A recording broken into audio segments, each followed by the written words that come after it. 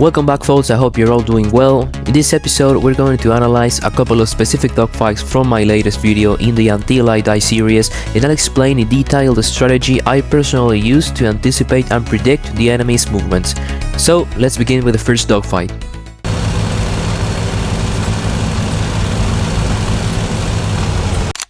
The fight begins with a boom and zoom attack here. I was searching for targets when I spotted something suspicious moving at low altitude, so I dived toward it in a steep descent. In these situations, I always perform the dive at maximum possible speed, doing throttle micromanagement in order to regain the vertical afterwards and keep myself safe. Cut throttle here. Full throttle again. Who is this? P39 here. Cut throttle. Here I abort the boom and zoom because the enemy spotted me and went vertical. I switched to a turn fight instead, as I realized I wouldn't have enough energy to climb back to a safe altitude and extend away. So I reduced throttle to avoid an overshoot and maintain a lag pursuit while observing the enemy's next move. I'm expecting him to perform a reversal at some point. Alright, so the enemy didn't perform a reversal and I'm running low on energy to sustain the vertical chase. I therefore spend the remaining energy to gain an advantage in pure pursuit and attempt to open a firing solution in lead pursuit. Full throttle again. Some hits on the wing there. Luckily, I managed to land a few hits, but my energy state is critical. I switch back to a conservative lag pursuit to recover it while carefully observing the enemy's position. The goal here is to anticipate his next move, and that's much easier to do while remaining in lag pursuit. Oh, that's a P39, yes. Little bit of rudder there. Flaps. Cut throttle. Come on, full throttle again. And here, once again, I move back to lag pursuit to observe the enemy's flight path and try to predict it. Now, take note of this. Why is lag pursuit so effective for anticipating the enemy's movements? Because from this position, you can clearly see his entire turn geometry and rate of change in aspect angle, making it much easier to predict what he's going to do next. In simpler words, when you are in lag pursuit, your nose is pointed slightly behind the bandit's flight path, giving you a broader view of his entire turn circle and rate of turn. This perspective makes it much easier for you to predict the enemy's next move and act with anticipation. Oh, god damn it, he's leaking oil everywhere. Some hits on the wing there. Is he carrying ordnance? Oh shit, oh shit. Crap. Alright, while this example was relatively simple because the enemy maintained a straightforward and predictable flight path during the fight, I hope it helped clarify the key concepts. Now let's move on to an even better example. Here I am pursuing a P51C who is on the defensive. Please ignore the guy behind me trying to steal the kill. Good hits. Here the P51 is flying a very predictable level path. I decide to stay in lag pursuit for a few more seconds and wait for a reversal. If he doesn't reverse, I'll keep chasing in lag pursuit and switch to lead pursuit once I'm close enough for a good firing solution. Ah, come on. Reversal there. Ah, missed that. Come on. I now have enough information to know how to predict this bandit's movements. I can see he's playing the reversals game. He might be trying to force flat scissors, but that only works if he cuts throttle to catch me off guard. But he's reversing while on full throttle, and that's his mistake here. For now, I'll just wait in lag pursuit for his next reversal. Come on, 109, come on, reversal. Wait. Yes! Cut the tail. Now, this strategy of predicting and anticipating the enemy's movements from lag pursuit may look simple, but it isn't.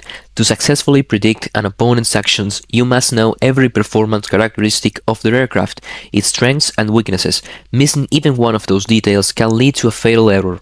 Let's review the next example where I commit a major mistake that almost cost me my life. Here comes another P51C on a head-on position with an altitude disadvantage. Unlike the previous opponent, this one knows what he's doing. Yeah, that's not good.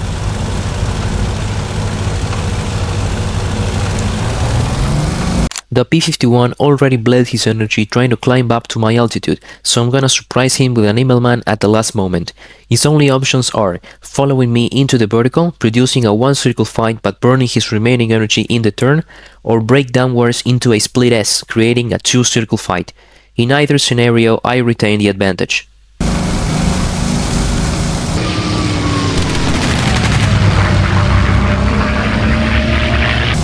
Oh shit, we got a P-51 here.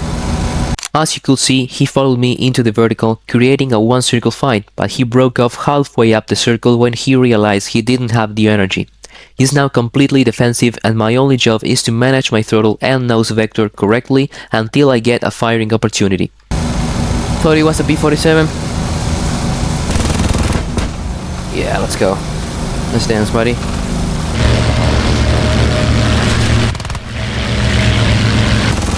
A little bit of rudder here. I return to my strategy of holding lag pursuit and observing the enemy's movements so I can predict them. I'm once again looking for a reversal. He's pushing a cut throttle. Oh yes, good hits on the wing there. Flaps, full throttle. Oh yeah, let's dance, buddy. Reverse for me. Ah, hits on the wing there. Retract flaps. Oh shit. Come on.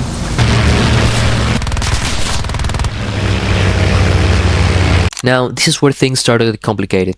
Up to this point, I've stayed in lag pursuit, keeping the proper separation, but here the P-51 deploys its powerful combat flaps and cuts throttle to force an overshoot.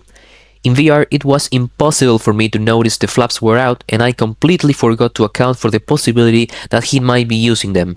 That was my mistake right there. Cut throttle here. Oh, nice overshoot there. Come on.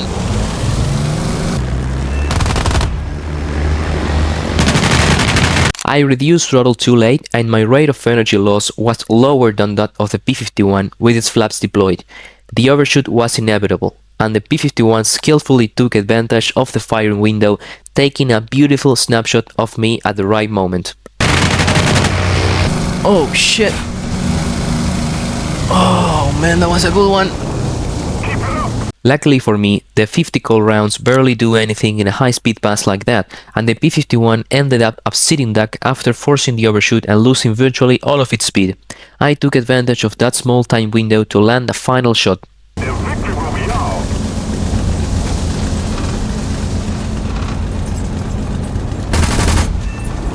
Jesus Christ. Alright folks, I hope this analysis helped you understand how to predict and anticipate the enemy's movements from a lag pursuit and to always keep in mind every variable and factor at the enemy's disposal, such as flaps, turn rate, roll rate, strengths and weaknesses in general, even air brakes in some cases, so you don't make the same mistake I did in this last dogfight. And for this, I'll always recommend reading the Warthunder wiki. Alright guys, thanks for watching, I'm Brigadier Fox and see you in the skies.